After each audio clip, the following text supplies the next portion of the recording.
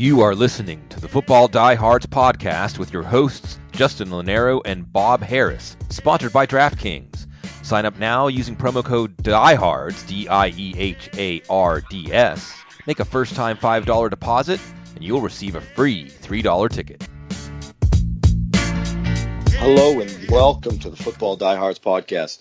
I'm your host, Justin Lonero, on Twitter at Justin Lonero, along with my co-host, Bob Harris at Football Diehard, executive producer, Kyle Dvorchak at FF Kyle the Kid, friend of the podcast on tonight, Mr. Brad Evans at Yahoo Noise, 8-time award-winning sports writer, one of the more vibrant, charismatic writers in the industry, and certainly one of the better guys.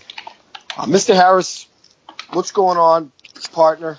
I'm doing good. I hope everyone else is doing well and holding up, reasonably well during the dog days of football. I mean, most of the news not on the field. A few little things, some tidbits here and there. But we have Brad Evans, so there's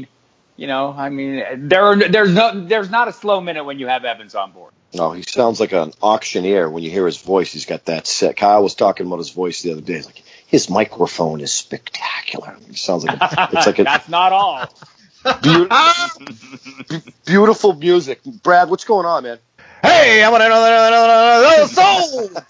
I am terrific, gentlemen. Thanks for having me on. I wish that the ladies that had entered my life back in the day thought the same thing about my microphone. But we'll leave it at that. So I appreciate you guys having me on. What's in the works right now? Brad, what do you got going on? Well, I got a ton of stuff going on. So right now, this is kind of a little bit of the slow season for me. Right now, Liz Loza and I are tag teaming on a new series called Fantasy Booms and Busts. So we're going team by team, kind of breaking things down in a 10,000-foot view for a lot of the viewers and readers that are out there, talking about our booms, our busts specific based on ADP values to every single team and some of the more important fantasy assets tied to those particular franchises, along with some other pressing questions. You can check that out on yahoosports.com. I got my own podcast as well called The Fantasy Record, which you can download on iTunes now and also in the Google Play Store that I do with another Hall of Famer, FSWA Hall of Famer, Brandon Funston. Yes. The pioneers and trailblazers in this business.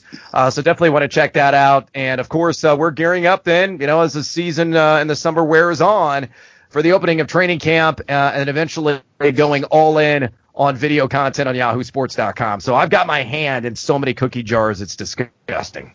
This is the norm for you. I had a nice conversation with Liz Loza only yesterday. She keeps speaking highly of you. I don't know why. But anyhow. I don't either. You've been doing a lot of breakdowns with her, on some of the upside, and you've been working a lot on players with that have great upside and horrifying downside. Throw out a couple of those people you find that have the widest range. Well, the widest range, let's start with the quarterback position. This is a guy that, we've talked about before on social media. That's Patrick Mahomes, right? Because we know what his floor is, and his floor is, he could get benched. That'd be the lowest part of his floor. And then the ceiling is he could be a top 12 guy, maybe a top 10 guy. You look at the offensive scheme there under Andy Reid. It's very QB friendly. He's in a nourishing environment around him with Tyreek Hill. You bring in Sammy Watkins, who they're kind of moving him around like a pawn on a chessboard all over the place. Seeing action inside, seeing action outside, in motion, kind of taking on a gadget role. And we know that Tyreek Hill is kind of a go-go gadget type of guy in his own right to go along with Kareem Hunt, who Andy Reid says he wants to get more involved as a receiver out of the backfield. Oh, we can't forget Travis Kelce as well. And the defense, that's the one thing that a lot of people, kind of overlook in fantasy when it pertains to the quarterback position is how will the defense impact the offense? And I think Kansas City is probably going to be a bottom third unit when it's all said and done this season. So what does that mean? Well, it means that Mahomes could be thrust into some, high volume situations, some shootouts alongside Doc Holliday and Wyatt Earp. So, I wouldn't be at all surprised to see Mahomes live up to the hype. He's got sneaky athleticism as well, a guy that could tuck and run. I wouldn't be shocked if he ran for 275 to 350 yards this year. I think he's going to have a handsome ROI, return on investment. However, He is kind of the buzz of fantasy land at the quarterback position, so the discount is about to expire on him. So I think at quarterback, he probably has the highest or widest range alongside of Andrew Luck, just because we have so many unknowns. Still hasn't thrown an actual football yet, a Duke. That's a guy that, nobody really knows what the story is going to unfold with him as the offseason wears on. And I think Lamar Jackson, we could throw into that conversation as well. How short is the actual leash on Joe Flacco, who hasn't eclipsed 7 yards per attempt in 3 consecutive seasons? I hope it's about a centimeter. That's what I hope, because I want to see Lamar Jackson on the field for at least a handful of starts. And if he does get that opportunity, even though it's not the sexiest situation, your number one's Michael Crabtree, no slouch there. But I think he's a guy that could certainly take on Deshaun Watson-like characteristics from 2017. Brad, look, back to Patrick Mahomes real quick, and I think you and I made a bet on social media. You had him, what was it, outside the top 15. So I got him 15 or better, I win. If it's 16 or worse, you win. Are you comfortable? I mean, are you really comfortable? I mean, Mike Clay's been on this podcast before, and of course, Mike's a projections guy, and Mike Clay tonight has Patrick Mahomes at 13, which is concerning because Mike's pretty damn accurate and one of the best. Yep. But I mean, can you really put Patrick Mahomes with one career start in front of Jimmy Garoppolo, Alex Smith, Matt Ryan, Jared Goff, Jameis Winston, Marcus Mariota, where that offense has changed in Tennessee? I mean, are you confident in front of those? And there might even be more, Brad. That's the interesting thing. Some people are high in Eli Manning, Odell Beckham coming back, Ryan Tannehill's coming back. Blake Bortles was a serviceable fantasy quarterback last season. I mean, it's just, to me, I guess, look, I get the logic with Patrick Mahomes, and I think a lot of organizations are the dink and dunk stuff is not going to be a successful offensive recipe at this point in time. So let's see what Patrick Mahomes has, throw him into the flames. He certainly has the tangibles. To me, it's whether or not he has the intangibles that these NFL quarterbacks need to possess. But are you comfortable putting him in front of the names that I just mentioned? Yeah, extraordinarily comfortable. Fortune favors the bold, Justin. And as the president of Team I think that, Mahomes is going to be comfortably inside the top 15. I actually think, Clay's projection may be a little bit too bearish. You look at who was QB 13 last year, and we're talking about total fantasy points here, not on a per game basis. QB 13, believe it or not, was Blake Bortles last season. And a guy, this is all he accomplished. 3,600 passing yards, 21 touchdowns at the 13 picks, but 323 rushing yards, the 2 rushing touchdowns. I think that is a very fair parallel to Mahomes. Now, I know your concern may be tied to turnovers, and I would definitely, probably slate him for 16 to 18 interceptions, but, in most leagues, interceptions are -1. So it's not that huge of a knock, unless they snowball and compound where it gets them in hot water, gets them in trouble, and all of a sudden the leash is tighter and he potentially, plays himself out of the job. That's a concern. But he was my favorite quarterback in last year's draft class. I liked him better than Deshaun Watson. He's a guy that has a howitzer for an arm. Can really unload down the field. He's got 2 dynamic weapons that are tailored to his strengths. A guy that can tuck and run. He's an opportunistic runner. I think you're going to see some read option with him, much like you saw with Alex Smith last year. Those intermediate throws, I think, are still a little bit of a work in progress. But again, in Texas Tech's offense, if they feature more shotgun formations with him, he'll pick people apart. He really will, because he's very comfortable in that kind of scheme. You could argue 4 dynamic weapons if throw in, Watkins and Hunt, just, who can be both capable of that. But this brings up a broader point that I'm always interested in is we have our, as fantasy owners, we want certain outcomes to happen. We see things that we want to happen. And often we're at odds with the coaching staffs, and I think the prime example of that is always Lamar Miller in Miami. Why don't they play him more? What's the matter with Joe Philbin? Well, what was the matter with Joe Philbin was he was around Lamar Miller every day and saw what he did every day. And he knew what his limitations were and understood them. We've come to see that as a true feature back. I mean, maybe he is better suited to a lesser role. I mean, he's serviceable, but not as high end as we would have expected. So sometimes you have to put some faith in a coaching staff. In the NFL, you don't get rid of a quarterback who took you to the playoffs unless you're pretty damn sure you have another quarterback. This just in. There's not 32 guys who play quarterback in the NFL. There's like 15 to 20 who play quarterback, and the rest kind of are space holders. So I give a little credit to Andy Reid, who has done a fair amount of quarterback development over the course of his career. And I'm kind of leaning towards Brad's side of this. I'm heavily invested in Patrick Mahomes. But it is, look, what we have here is the optimism of the unknown. I don't know how bad he sucks because I ain't seen it yet. But Andy Reid's seen it a lot. That coaching staff and the personnel people there have seen it. And I just don't think you run off a quarterback that's led you successfully without having something in mind. But anyhow.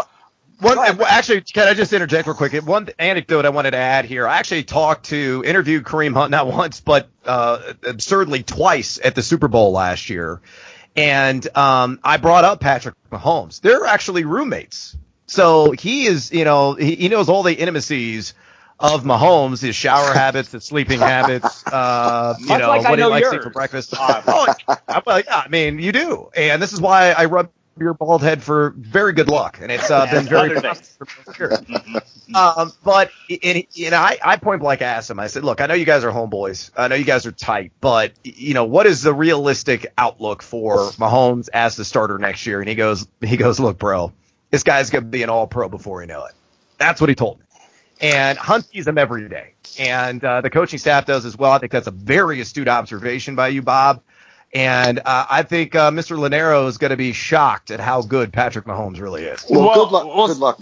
Speaking about bets and all, I understand that you and Justin have been going at it on the Josh Gordon front as well via the social media. Justin, set the table. You men know that I like to use the word ambiguity. And Brad has – I tweeted something out today as far as outside of Julio Jones – Antonio Brown, Nuke, who do you like the best at wide receiver? And Brad went with Josh Gordon. And gentlemen, we're talking about a 27-year-old who's in recovery, which I love, and I think he's trying to turn his life around, which I love.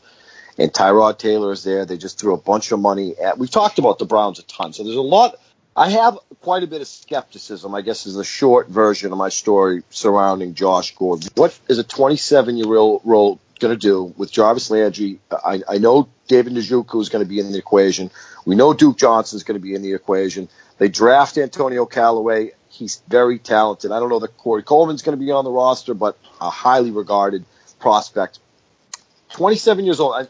I think what's happening to me is we're clinging on to the Josh Gordon 2013 season, which was phenomenal, 87 receptions, over 1,600 yards and 9 touchdowns. But it's a couple years later, and it's a game of youth. Now, in the small sample that we saw on him last year, he showed glimpses of 2013. Now, is there enough cake to go around for Josh Gordon to eat to classify him as a wide receiver one in fantasy land? And I'm not questioning his talent, but rapport with Tyrod Taylor, other stars on offense on the Cleveland Browns team, I just don't know that there's going to be enough for Gordon to eat as much as we want to see him eat in fantasy circles. I don't know, Brad, what's your take?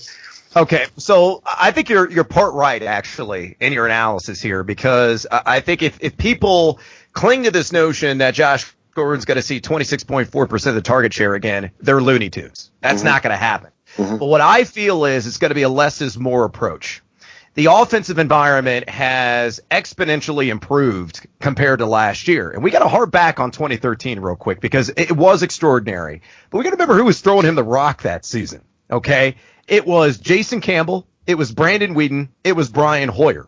And he posts historic numbers. The best age 22 season by a wide receiver, you could argue, in NFL history. And he did that drunk. He did that high. He was, taking bong rips. He was doing shots of Grand Marnier, right before kickoff, back, when he was taking the team bus or whatever transportation to get to facilities. He was stoned and drunk, and he was putting up those kind of numbers. Now he's clean. Now he's sober. Now he's got a full off season of organized activities under his belt, and he has rounded a corner in his personal life. He's buried those demons, and we can't forget what he did last year. Okay, it was only 5 games. But this cat came cold off the street, rocking a 12-pack, for abs, and he put up a line of 18 catches, 335 yards, and a touchdown. You extrapolate that, it's a very serviceable 58 for 1,072 and 4 scores. And again, he did that cold off the street. Yeah. So I understand that, there's a lot of sharing here, and this is going to be like a socialist offense. But he fits the Antonio Brown role in Todd Haley's offense. I'm not saying it's going to be Antonio Brown, but I actually think Jarvis Landry helps him because we know what Landry is. He's a short to intermediate target, a guy that works underneath. Same with Duke Johnson. Those guys are kind of interchangeable within that role. Corey Coleman, we don't know if he's going to be on the team or not. But he's, more of an outside guy who seems to break his hand all the time, getting involved in fights or various occasions. And I do like David Njoku a ton. But, you say that Gordon's 27. I say that's a plus in his column because he's got such thick tread on the tires. He's a specimen. He's a freak athlete who runs a sub 4.4 40-yard dash for a guy his size. He had a 17.5 average depth of target that was second best among any wide receiver in the league last year. And again, he did that cold off the street. He's sober. He's clean. Going to be a banner year. Book it. He's going to be a top 12 fantasy wideout. Yeah, one of the original. When you think of the guys who carry the quarterback-proof card, you go back to Andre Johnson. You could add DeAndre Hopkins to that list, but Josh Gordon truly earned his quarterback-proof card in that 2013 season. We'll see if that carries over. What about are you guys betting on this? Is there a bet on this outcome as well? I was asking the same question in my head, Bob. I was like, come on, let's get to the goods here. Well, it could be double or nothing. I mean, I think we got 20 large. You decide what large means on but we could do double or nothing on Josh Gordon. Andrew Jackson's large forehead, I'm guessing, is what that is. I think it's the same parameter. It's top 15. 15 or better, I win. 16 or worse, you win. And Justin, you got him at like wide receiver 25, so this should be a no-brainer for you. Yeah, there's no way that I'm going to put him in front of the likes of Golden Tate. I'm not going to put him in front of Allen Robinson. I'm not going to put him in front of Stephon Diggs. I'm not going to put him in front of Doug Baldwin or DT. Maybe not even T.Y. Hilton. I can't see myself putting Josh Gordon in front of Julian Edelman or Alshon Jeffrey at this point. In fact, I don't know that Josh Gordon is going to outscore Jarvis Landry. I don't know that Josh Gordon is going to be the number one wide receiver on his own team because, hey, look who his quarterback is. Tyrod Taylor. Taylor might lean on David Njoku and let's dial this back. Deep ball thrower, man. Yeah, exactly. Let's hard back on 2015 with Tyrod Taylor. Okay, that was his best season as a pro. It's unrivaled. Yep. That year, he averaged 8 yards per attempt, and according to Pro Football Focus, he had the second highest passer rating on throws beyond 20 yards. Why? He had Sammy Watkins, a healthy Sammy Watkins, playing peak football. That was a 9-game stretch. Remember when Sammy Watkins was as dangerous a wide receiver as you'd find in the NFL? He was unstoppable, and Tyrod Taylor was his trigger man. Yeah, I think you're going to see that same symbiosis unfold in Cleveland this season. I understand some of the pitfalls that are with Gordon and the risks that are attached. He's one sip of alcohol away from being kicked out of the league permanently. Yeah, substance abuse program. They're risks. But again, I like to roll the dice. I know you do. When I'm playing poker in Vegas, I'm chasing that goddamn river to get that flush or that straight, every single time. So I'm willing to do that, especially at his price point, which is 44 overall according to MF10s, which is around 4 in a 12-team league. I think it's totally worth it. Nobody remembers second place. Brad Evans. We all know that. Now, Evans, before we kick you off, I want a deep sleeper. I want a guy who nobody's drafting who's going to win me a title this year.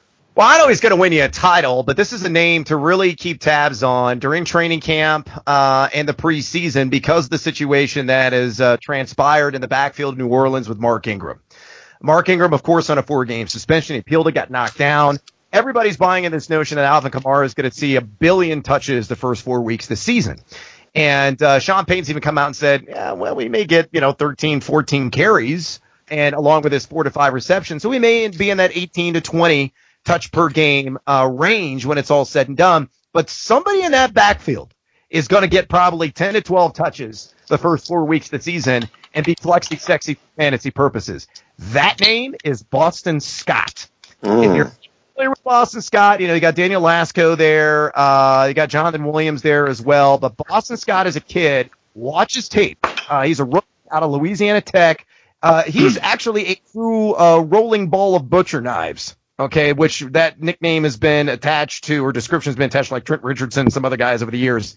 But this guy he was top 5 in yards after contact per attempt, top 5 in elusive rating at Division I level last year. I understand it's Louisiana Tech, but Kenneth Dixon is a product of that school as well. Hopefully he'll be able to showcase his wares a little bit this season in the Baltimore backfield. But I think Scott, if he secures that kind of power back job as a complementary option to Alvin Kamara, don't be surprised if you see him get 50, 60 total yards the first 4 weeks of the season per game and sneaky a couple of scores. I think he could be one of the surprise sensations of the early season. Good stuff there. And Brad, actually, before we let you go, I do want to touch on you're in Colorado. Spoken briefly about this before, but Royce Freeman. What's your take on Royce Freeman? You have some inside takes as far as the Denver Broncos are concerned. What is your take on Royce Freeman, the running back, in relevance to fantasy as well? Top 20 guy, top 25 running back at this point? RB 18 on my board right now, and I think I'm a little low on him, quite honestly. He's winning that job.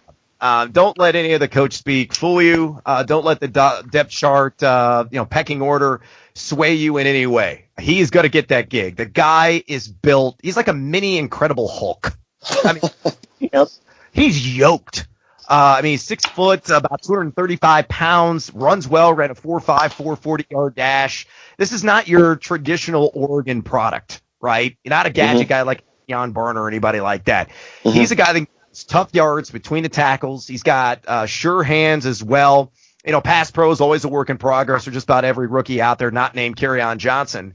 But I think he is a guy that can step in instantly and at a minimum be a first, second down runner. And I think you're going to see him probably get maybe upwards of 65-70% of the opportunity share by midseason. He's good. I understand he had over 1,000 combined touches at Oregon.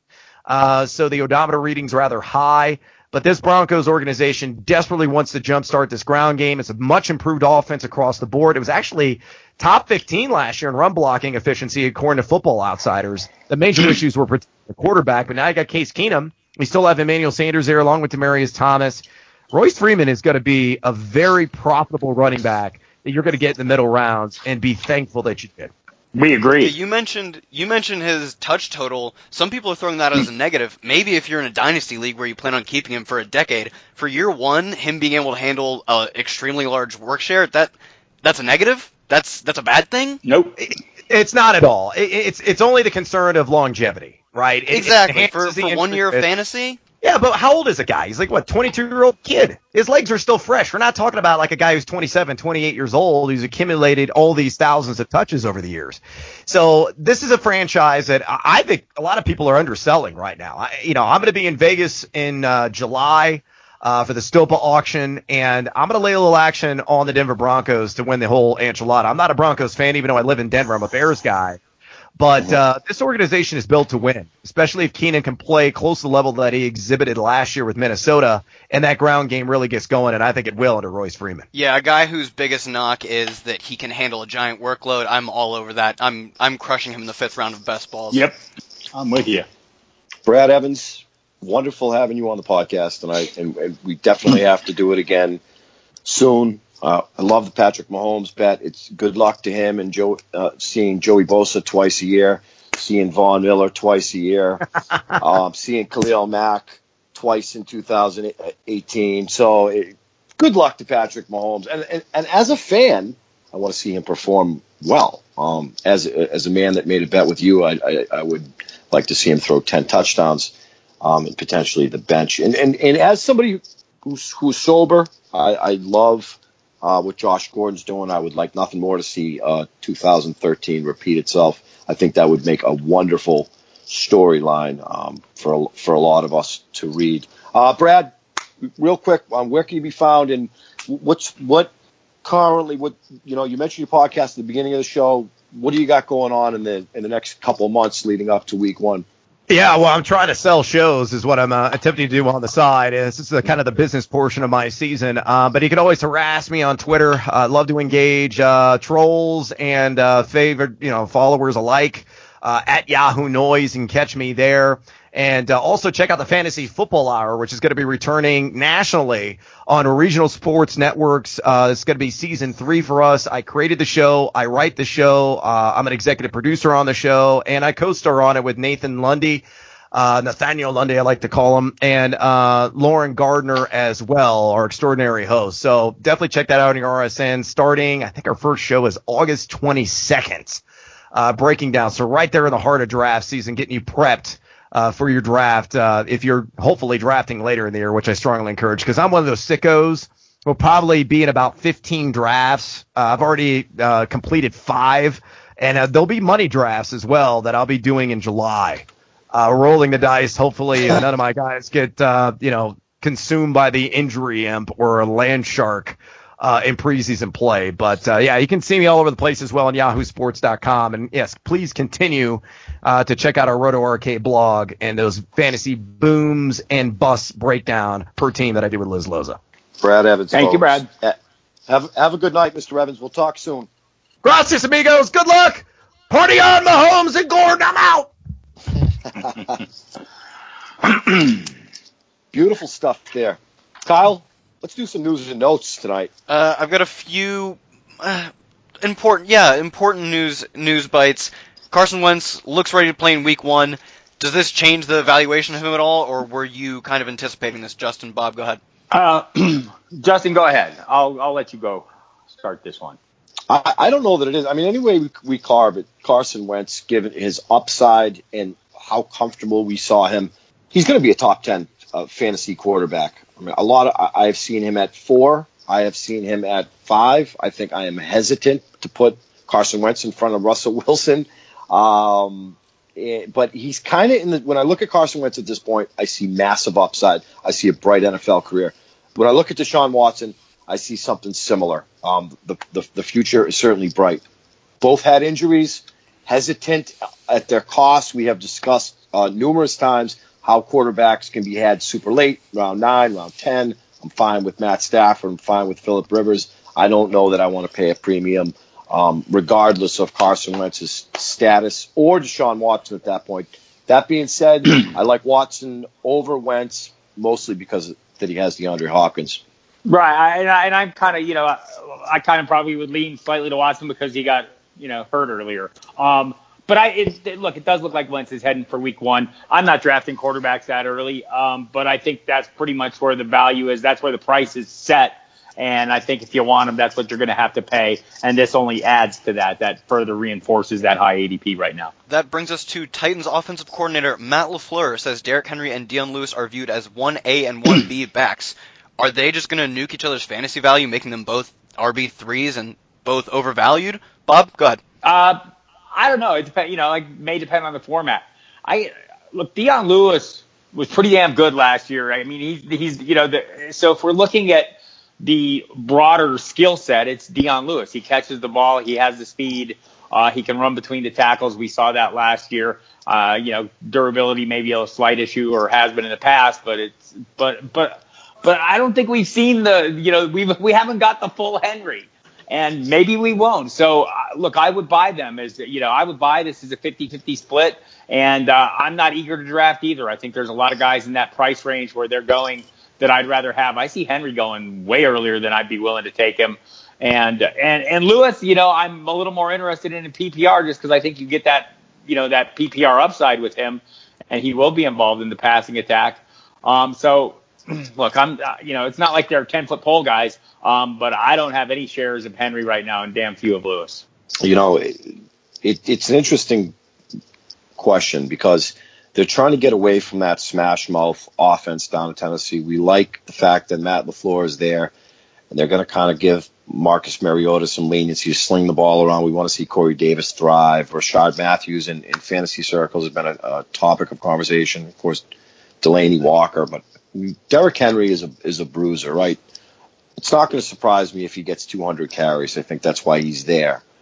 Dion Lewis is a special player. In fact, he finished as a top 15 running back last season, at 15 in PPR formats, but he's in a crowded New England backfield. Dion Lewis is a special player. All right, I've seen him cut, and he's looked like Barry Sanders on certain occasions. I'm not just saying that. He's a low to the ground. This guy can cut. Injuries have been a part of his repertoire, which is not something that we yearn for in fantasy circles. But I tend to agree with Bob, and there's going to be they could take some shine off each other, and that'll obviously hurt each other's fantasy value. But when you look at a player like Duke Johnson in that range, and Lamar Miller, maybe even the Kerryon Johnsons and the Ronald Jones, Royce Freemans, and Sony Michel, who the Patriots drafted ultimately, I think, to replace Dion Lewis, I'm going to take those guys in front of Dion Lewis because of the situation that he has in Tennessee with Derrick Henry. So while I like the player, or I like both players, one based on volume, the other based on the fact that he has a special place in my heart, there are other running backs in that range that I'm going to gobble up all day over both Derrick Henry and Dion Lewis. We're going to do a whole show one day on drafting players close to people's hearts. Right. Sentimental value. Get rid of that. All right. Justin, last piece of news, if you want to call it that. Ron Rivera says Christian McCaffrey is able to handle a large workload, but will he actually handle a large workload, or is he just saying that to tout his own guys? Is the signing of C.J. Anderson still completely bring Christian McCaffrey to probably what we saw last year? Yeah. I mean, Christian McCaffrey has a role, right? And that's that Duke Johnson role. It's that Alvin Kamara role. RB10 in fantasy last year, PPR formats. C.J. Anderson, ultimately, I think, is the replacement for Jonathan Stewart. And if history tells us anything, C.J. Anderson can withstand, was one of the few guys left, I think, that is going to be able to handle 200-plus carries. And I think consequently is going to vulture some of Christian McCaffrey's, work inside the 10 and so forth. Look, Christian McCaffrey is what he is, and I think what he is a 70-reception running back. And that's he's going to have some carries, but it's not going to be a substantial amount. You could peg him in, right, probably around 100, a little over 100 carries, I would say. But C.J. Anderson is going to be the bruiser who gets the ball, very similar to what we saw the last few seasons out of Jonathan Stewart. So I cannot – and the other thing about McCaffrey, he's obviously an asset, right? And I think people think that just because Mark Ingram went down, Alvin Kamara is going to see this huge increase in touches. This is an investment for an organization. You're not going to want to hurt Christian McCaffrey going forward if you're going to win in a difficult NFC South. Yeah, Christian McCaffrey is going to remain Christian McCaffrey. I mean, there's still, in addition to C.J. Anderson, you have the best goal line back in football. His name's Cam Newton. True. I mean, that's a bit of a problem there for whoever the running backs are there. But look, Norv Turner has a great history coming in as offensive coordinator there of turning even the most plodding clods like Lamont Jordan into great receiving threats. So maybe he starts out with a great receiving threat. We saw him do it with Tomlinson. I mean, Norv's running backs always catch a lot of balls. He'll find plenty of ways to use them, and Christian McCaffrey will remain the high-end PPR running back, whether it's a RB1 or a high-end RB2. That's where he's going to be once again. Gotta love Christian McCaffrey, and I'm comfortable drafting Christian McCaffrey as a top 15 running back. I think he's a lock for 70 receptions, and like I said, he finished right underneath Leonard Fournette last year, which is Leonard Fournette got the football a ton. And interestingly enough, Duke Johnson was a shade underneath McCaffrey, who can be had right in that Dion Lewis, Derrick Henry range, Kyle. So I'll be having some Duke Johnson again and Christian McCaffrey. Their roles are carved out, and we know what they are as players at this point in time. So you mentioned those guys have roles that are carved out, but across the NFL there are a lot of situations where we have no clue, where we can only go on what the coaches say, and we know that to be a pretty unreliable source.